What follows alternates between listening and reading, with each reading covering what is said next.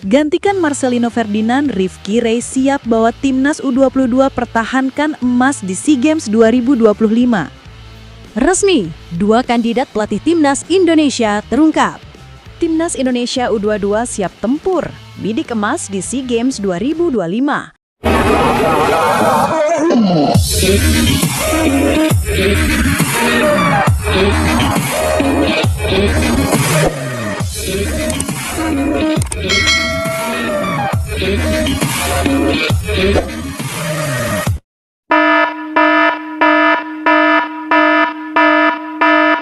Number 1. Gantikan Marcelino Ferdinand, Rifki Ray siap bawa timnas U22 pertahankan emas di SEA Games 2025. Timnas Indonesia U22 melakukan perubahan dalam skuad mereka jelang tampil di SEA Games 2025. Keputusan besar harus diambil setelah Marcelino Ferdinand dipastikan absen akibat cedera hamstring. Posisi pemain andalan Garuda itu kini resmi digantikan oleh gelandang muda Persi Kediri, Rifki Ray. Kabar ini tentu mengejutkan namun sekaligus memberi harapan baru. Rifki Ray disebut sebagai sosok yang siap tampil maksimal dan memberikan kontribusi penting untuk menjaga peluang timnas Indonesia meraih medali emas di ajang pesta olahraga Asia Tenggara tersebut.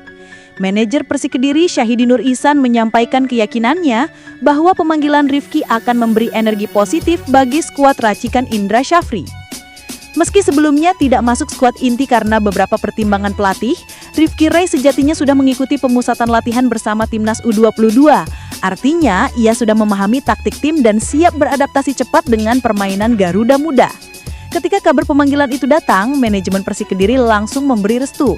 Tanpa menunda waktu, Rifki terbang menuju Thailand pada Rabu malam 3 Desember 2023 untuk segera bergabung dengan rekan-rekannya. Dukungan penuh diberikan dari klub kebanggaan kota Kediri tersebut. Syahidi Nur Ihsan menyampaikan rasa bangga sekaligus harapan besar terhadap Rifki Ray. Ia mengatakan bahwa kehadiran Rifki diharapkan mampu memperkuat langkah Indonesia dalam mempertahankan medali emas SEA Games. Dalam pernyataannya di laman resmi Liga Indonesia Baru, ia mengatakan Rifki Ray langsung terbang ke Thailand begitu dapat kabar harus bergabung dengan timnas di Indonesia U22. Semoga kehadirannya bisa membantu timnas meraih medali emas. Syahidi juga menegaskan bahwa pemanggilan ini menjadi bukti konsistensi Persi Kediri dalam berkontribusi untuk timnas Indonesia. Klub berjuluk Macan Putih tersebut memiliki tradisi mengirimkan pemainnya untuk ajang SEA Games. Pada edisi Kamboja 2023 lalu, Persi Kediri diwakili oleh Jam Kelly Sroyer. Pemain asal Biak itu menjadi bagian penting dalam keberhasilan Indonesia mengalahkan Thailand dengan skor 5-2 di laga final, sekaligus mengakhiri penantian panjang medali emas sepak bola putra. Kini, estafet itu dilanjutkan Rifki Ray. Ia datang dengan kepercayaan diri tinggi dan ambisi besar. Publik Indonesia tentu berharap ia bisa menjadi kejutan menyenangkan mengisi kekosongan yang ditinggalkan Marcelino dan membantu Garuda Muda kembali terbang tinggi di SEA Games 2025. Semoga perjuangan Rifki bersama timnas Indonesia U22 kembali berbuah manis dan mimpi medali emas tetap terjaga untuk seluruh pecinta sepak bola tanah air.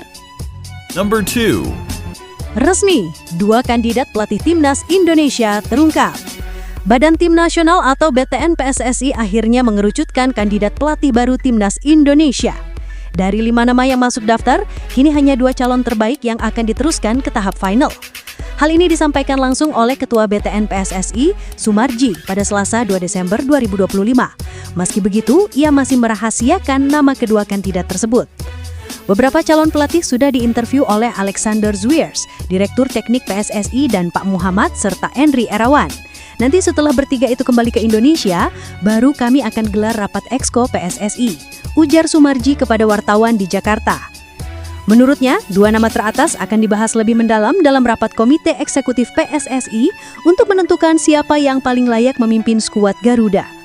Namun rumor soal siapa saja kandidat pilihan BTN kembali memanas di publik.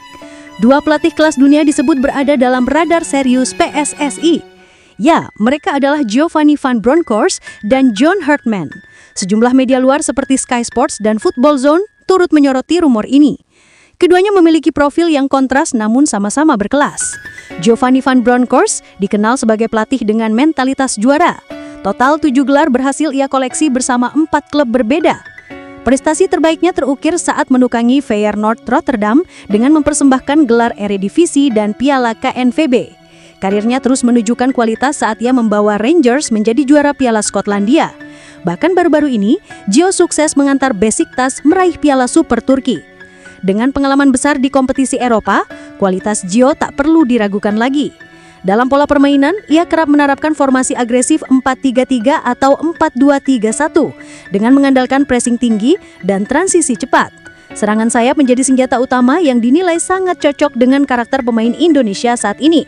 Namun Gio memiliki kelemahan yang cukup sering terjadi di klub-klub sebelumnya. Ketika performa tim mengalami penurunan, ia kesulitan menjaga konsistensi dan beberapa kali berujung pada pemecatan. Sementara itu, kandidat kedua adalah John Herdman. Meski tidak memiliki banyak gelar seperti Gio, Herdman adalah spesialis dalam membangun tim nasional.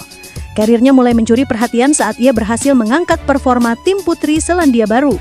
Namanya makin melambung ketika ia melatih timnas Kanada dan mencatatkan sejarah dengan membawa mereka lolos ke Piala Dunia 2022, mengakhiri penantian panjang selama 36 tahun. Herdman memiliki statistik solid bersama Kanada, yakni 36 kemenangan dalam 5 tahun. Ia ahli dalam menciptakan sistem permainan dan meningkatkan level pemain yang sebelumnya dianggap biasa saja. Namun sayangnya, catatannya di level klub justru kurang meyakinkan. Bersama Toronto FC, ia mencatatkan 25 kekalahan dari 46 pertandingan, yang membuat banyak pihak ragu apakah ia mampu mengelola tim dalam kompetisi yang berjalan panjang.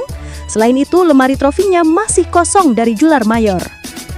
Number 3. Timnas Indonesia U22 siap tempur, bidik emas di SEA Games 2025. Timnas Indonesia siap tempur di SEA Games 2025 dengan komposisi pemain yang ada.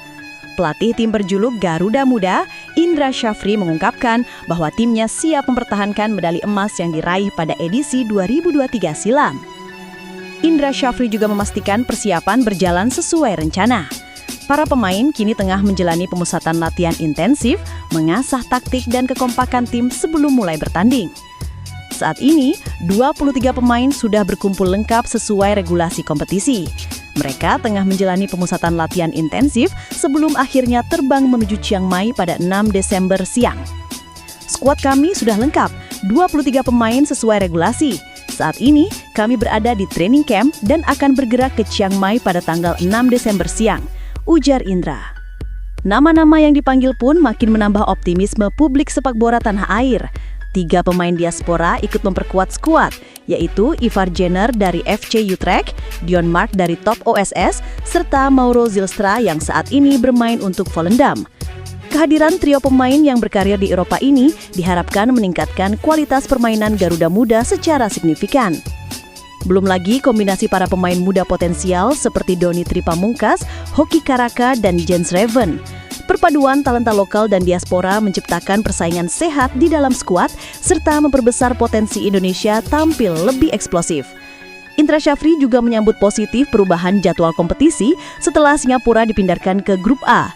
Awalnya, Timnas Indonesia dijadwalkan menjalani 3 pertandingan, namun kini berubah menjadi 2 laga di fase grup.